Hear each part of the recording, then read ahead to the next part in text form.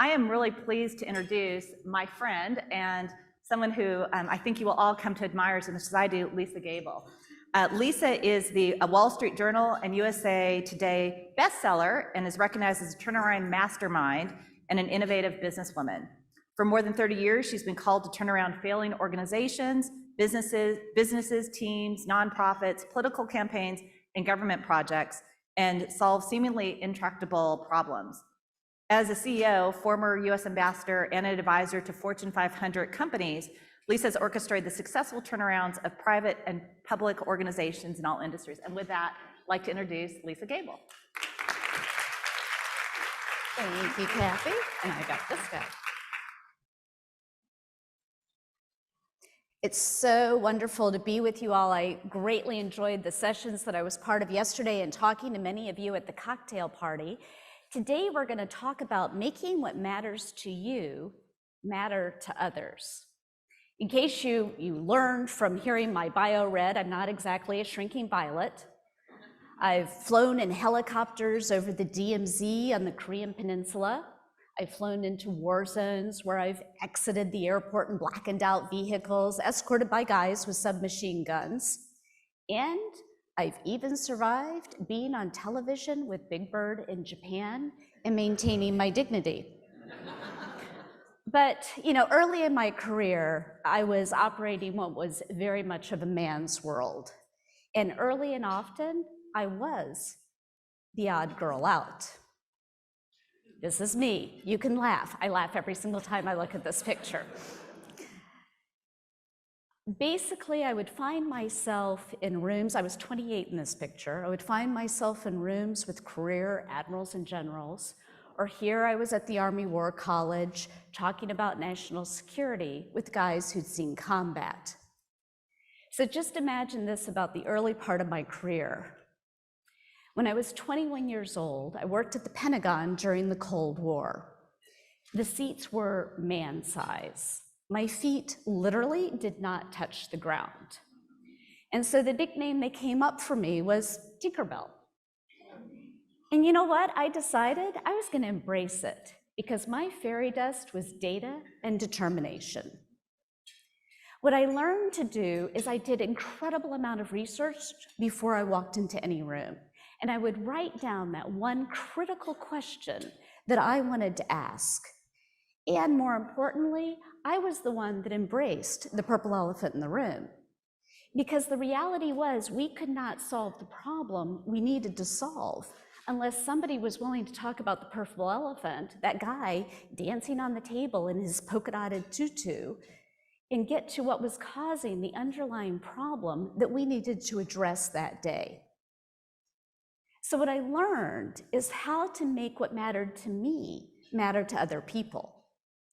Because you've got to build relevance for any idea you're promoting. You need to surround yourself with smart people. But more importantly, you're going to use research and data as your secret weapons. Because that's going to bring you revenue, visibility, partnerships, and results. I recently retired as the CEO of a medical research foundation that was part of a turnaround I was involved with. And I started telling people I'm entering the third phase of my career. And they said, well, what do you mean? What's the third phase? And I said, well, let me think about it, because I actually hadn't thought about it very much.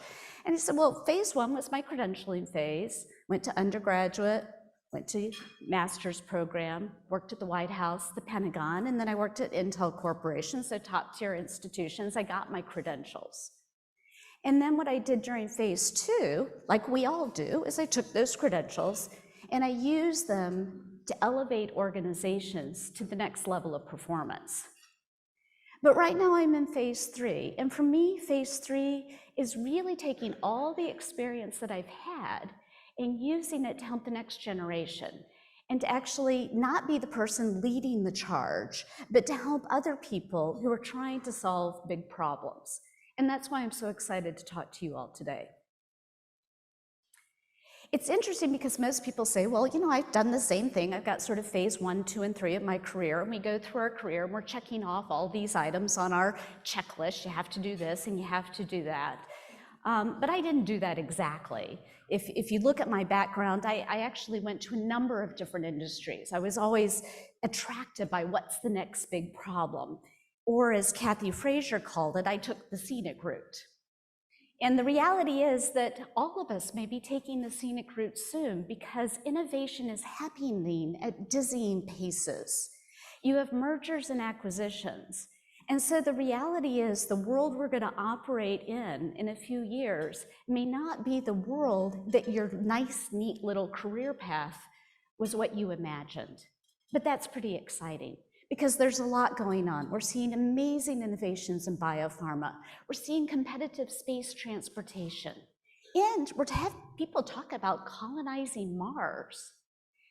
And I think one of the things that happened is that, we all came back from COVID. I was excited. I'm sure you were excited. We got to see people. We got to wear shoes again. And people actually saw what we looked like below our waist. And we thought that things were going to get back, but they didn't. We were hoping for that reboot of prosperity and philanthropy and business going up. And the reality is we have inflation, and we've got geopolitical unrest, and we have war, and that's causing anxiety and it's causing stress. But at the same time, as I said, we have these amazing innovations that are happening. Again, we're talking about colonizing Mars. That's a whole new idea. And so one of the things I've been thinking about is you have that push and pull of adversity and opportunity, and it always exists. It's existed throughout history. And the reality is that we all have to move forward, even if the future's ambiguous. And so what I like to say is you need to be agile, you need to be planful, you need to embrace your inner unicorn. And I just love this unicorn, he's so cute. But you also have to be able to capture the big idea and communicate the big idea. The problem is getting to the big idea, it's never easy. And sometimes it can be incredibly painful. So imagine this. You're on a train, not the Acela, you're on a regional train, that kind with sort of the crack seats, no good food choices, less than ideal bathrooms. And you get off the train and you're in a small college town and you're in this dingy little cab and it's taking you to a conference room. And in that conference room, what you find are some of the smartest and most brilliant minds in the food and beverage industry arguing with some of the most brilliant minds in the medical field and public health. And what they were talking about was obesity. And they were arguing about whose fault it was that we had 1/3 of Americans obese, and we had rising obesity with children in America. And so I was called into this situation by Indra Nooyi, who was the CEO of PepsiCo, and 15 of her peers, and they said, we need your help. We need you to unstick this situation that's mired in acrimony. And it was mired in acrimony. I tell people I took more migraine medicine on that stupid train that I've ever taken in my entire life, because we had brilliant people, all of whom wanted to do the right thing. But what was happening is that public health and the regulators really thought that the companies owned the responsibility for obesity. They put that responsibility on their shoulders, and they saw them as peddling sugar and fat to people who love to eat. And the companies, on the other hand, knew that they were the stewards of these 100-year-old brands, and they really wanted to regain their credibility with their customer base, especially moms. Moms are the decision makers. And more importantly, they really did care about America's youth. They really wanted to be part of, I don't know if you've ever heard Indra Nooyi speak, but Indra was committed to trying to be part of the solution. She had called her friend, Risa Lavisa-Mourey, who was head of the Robert Wood Johnson Foundation, and together, the two of them brought us all together, and my job was to figure out how to make them all stop fighting and get a plan moving forward. And so for weeks on end, we would go up on that train and we would go into the Robert Wood Johnson Foundation, and we weren't getting anywhere. And people were arguing a lot. And so finally, the CEO of McCormick said, you know what, I've got an idea. He said, let's just pivot. We have something called the Idea Lab at McCormick, and we've used it to help people create new products and new ideas. And so we packed up the carnival because it felt like a carnival, and I went back down on the train on the Northeast Corridor. And I met for hours with facilitators at the Idea Lab. And these were people that were trained at McKinsey, and they were trained at BCG, pretty smart people. And our challenge was, how were we going to find a path forward for a group of people who had agreed on very little or nothing?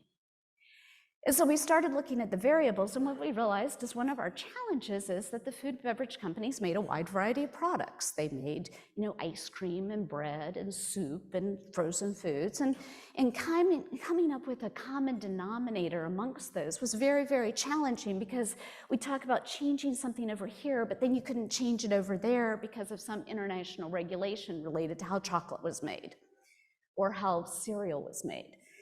And so we did a 2-day session, and the first day it was tough, but people were coming together, they were gaining respect for each other. And the second day, around noon, I saw the chief scientific officer of the Campbell Soup Company conversing madly in the corner with a renowned epidemiologist, Claire Wong, and all of a sudden they jumped up and they go, "It's all about calories." Now, in retrospect, you might think that was obvious, but we had been looking at so many different things. We'd been looking at 11 different factors, if we could change this or we could change that. But what we realized in this moment of clarity was that we had a common denominator. If companies could reduce calories in their food, they would automatically reduce sugar and fat. And that was the goal. And all of a sudden we had our answer. We had the choice of what we needed to do in order to work together. Getting to the big idea is critical, but it's never easy. It's never easy. And that's what John F. Kennedy knew when all of a sudden you had the Soviets launch Sputnik, and at the same time, Yuri Gagarin, who was the cosmonaut, had done a circle around the world. And what Kennedy knew is that the technological superpower, the pride of America, building the technology to achieve the impossible, was at great risk. And so what he had to do is he was talking to a nation in a crisis of confidence. If we think a lot's going on right now, there was a lot going on when he was president. And so he had to garner the attention and the support of people, both materially, but also emotionally, to be able to support an idea and get everybody behind it and get it to rally a nation, because we needed to regain that technological superiority. And as a result of his vision, we had the first American walk on the moon. It's always difficult when you're dealing with people who have different opinions than you do. It's really hard. It's hard getting everybody to the same vision. It's hard when people walk into the room with basic assumptions. And so I learned a few things along the way. One is, catch your opponent doing something right. Applaud them publicly. Because as parents, what we know is that sticks work, but positive reinforcement, especially when it's really hard, when the world is complex, that gets people motivated. It gets them excited. It gets them willing to join together. The second thing is, we know that all solutions don't work for everyone. One size fits all solutions, we keep trying them, but the reality is they don't work. I worked in CPG, you all work in the medical space, and what we know works for one patient may not work for another patient. It may not work for another customer. People have different histories, different socioeconomic backgrounds, different religions in which they're raised, different communities in which they're raised. And the reality is we all dream up these really great ideas, and we send it out there and we're like, we're gonna save the day. And then they don't like it. Some people like it, other people don't like it. And so what we have to do, as we did with the calorie situation, is we have to find an end game, a goal that we can all agree to, but we need to loosen up the how-to. We need to be a little less restrictive, a little less judgmental, and say instead, what we're gonna do is focus on what we can do together. I call it the 60-40 rule. If I can agree with someone 60% of the time, I can ignore the 40%, we can acknowledge we're not going to agree, but we can still move forward together. And that's really our goal. What happened with the food and beverage companies is that, we came up with a way in 2010 for food and beverage and the public health community to work together. We made a commitment to Michelle Obama in May of 2010 that we would reduce 1.5 trillion calories from the marketplace. We weren't linking arms and singing Kumbaya together, but what we were doing is we were focusing on the positives and not the negatives. We were focusing on those places where we could agree. We could focus on that motivating force. We all owned this one thing together. And what happened was, due to competition and also due to the fact that we were rallying around the same goal, is that ultimately we reduced 6.4 trillion calories in the marketplace 3 years in advance of our goal, beating our goal by 400%. And during that time period, 99% of sales were driven by lower calorie products. So we got to where we wanted to go as a team. We got to celebrate our victory together. We were able to see changes in certain situations in socioeconomic areas that were being tracked by both the CDC and the National Academy of Medicine. But more importantly, what we did is we focused on finding the positives in our conversation as opposed to the negatives. We found ways that we could work together, that we could rally together. And what's interesting is we were the first step in to this relationship.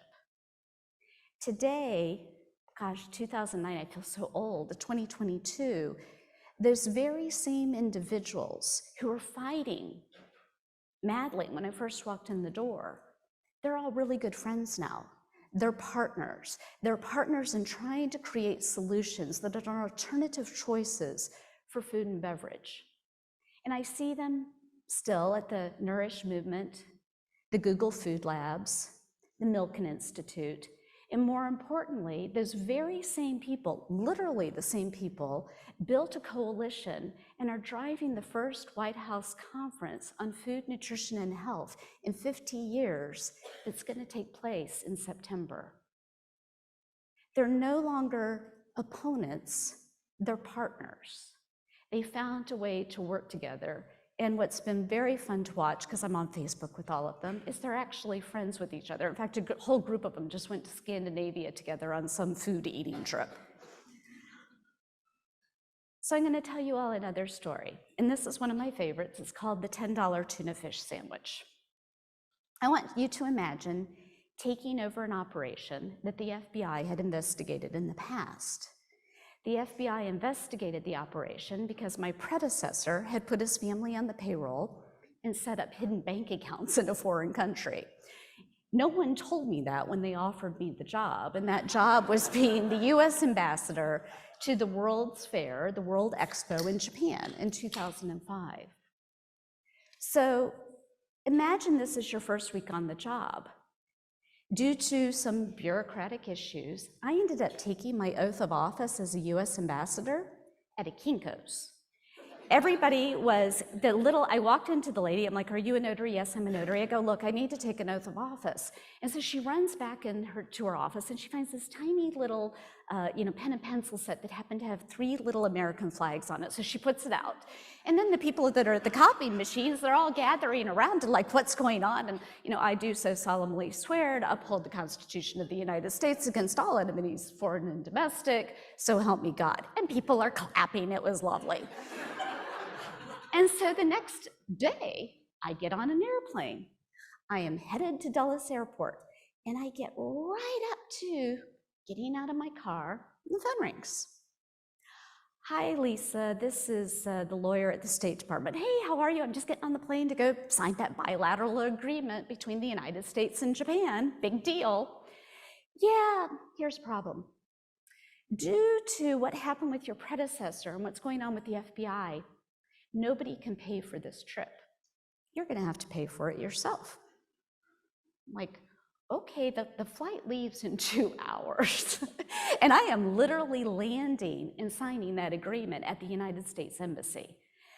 Yeah, don't know what you can do about it. So I talked to my husband, who was in the car. He's like, look, just use our credit card. We'll figure it out.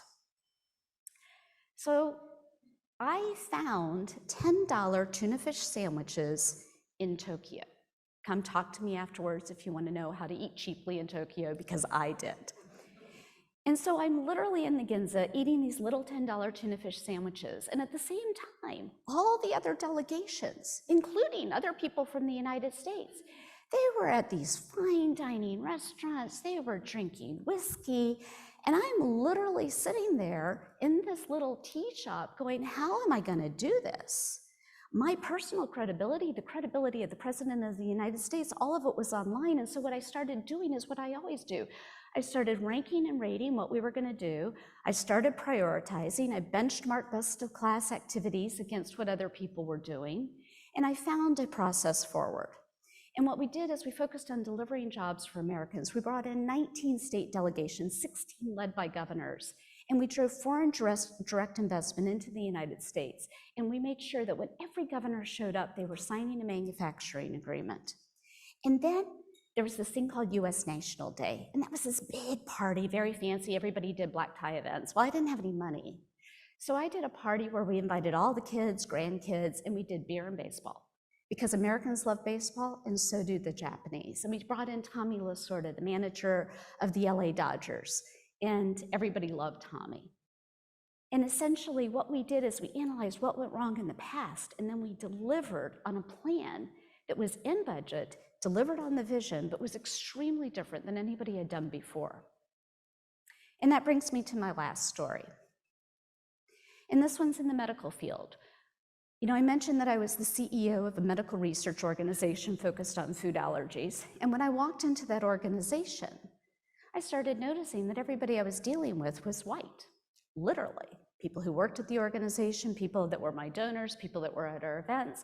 And so I started asking questions. I go, why is that? And they said, oh, you know, there's a possibility that food allergies affects Caucasian populations more. And I'm like, well, that doesn't make any sense. And then they started explaining that in 1998, doctors had told parents not to feed their kids the top 9 allergens that could trigger an allergic reaction. And then, you know, I'm like, okay, well, then maybe wealthier people could go out to Whole Foods or Trader Joe's and buy Sun Nut butter or whatever that stuff is called, and soy milk, and avoid eating the allergens. But then I remembered that the underserved populations lived in food deserts. So they weren't eating them either because they weren't available to them. And so Dr. Ruchi Gupta at Northwestern made a decision to go do some research. And what she showed is that Black Americans suffered from food allergies at a higher rate than any other population. And at that point, we had the data we needed to develop a blueprint to access to care. You need data, you need a vision, you need an analytical process, but more importantly, you need to inspire people. You need to come up with that big, hairy, audacious goal that's gonna make everybody that you're working with wanna wake up in the morning. They're gonna wanna know what their purpose is. They're going to want to know that the world doesn't happen to them, they happen to it. Because the reality is that every deliverable you leave speaks to your impact on the world around you. Who you lifted up along the way, who you helped find another job. Did you treat people with generosity? Were you inclusive? Were you gracious? Were you generous? That's really what speaks to it. So we can take vision, we can take data analytics, we can take the ranking and rating process, but the reality is it's about us. And that's really what you all are doing over these 2 days, is you're finding ways to be generous, to be inclusive, to bring everybody together, because you're sitting there going, how do I want to be remembered? Well, I know how I want to be remembered, and so do you. You want to think big. You want to create a bold vision. You want to identify people's pain points and find solutions that fit their needs because they're the patient. We're going to embrace data and process because that's going to allow us to speak with facts. That's going to allow us to talk to the purple elephant. But what you're doing right now is you're making success a team sport because it's also how you lift each other up and the relationships and the partnerships that you have. You're going to start with the end state, where we want to get to, and then we're going to leave the world in a better place than we found it. Everything is about being a lifelong learner. That's why we're here. That's why we come to conferences like this. We're learning new things. We're recognizing that the world is changing. We can't even anticipate how much the world is going to change over the next couple of years. So the people in this room, we're going to keep learning. And so I want to leave you with a quote that I found that I just love.